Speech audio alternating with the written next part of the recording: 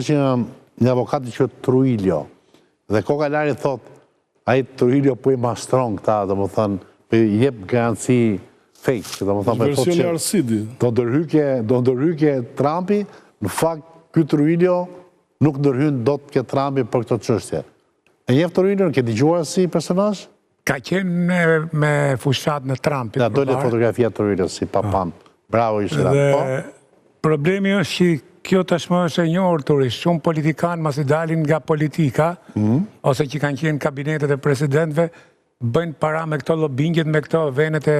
Që Trujillo ka qenë politikan apo avokat? Apo avokatin e ka qenë avokat i Trumpit, po. Unë nuk besoj që Amerika do të bi kaq poshtë, pasi ka qenë një hetim shumë i gjatë për Berishën, me disa agjensi që ka fillu me administratën e Trump, dhe pasaj këto bërtasin e bëri Bideni, kjo nuk është e vërtet, kjo ka qenë një hetim shumë i gjatë që ka fillu për 15 vjetë, dhe kanë përfundu në atë rezultat.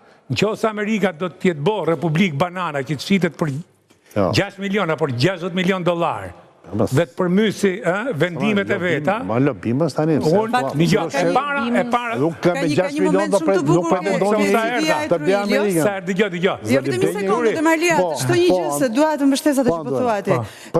Tek CV-ja e Trujillos ka një gjë shumë interesante që thotë që ka ndihmuar thot në fushatën e Trumpit, por ndihma e Trujillos ka qenë për të garantuar votën e latinëve. Po pra. Ja vetë emrin pra, spanjoll, është hispanik.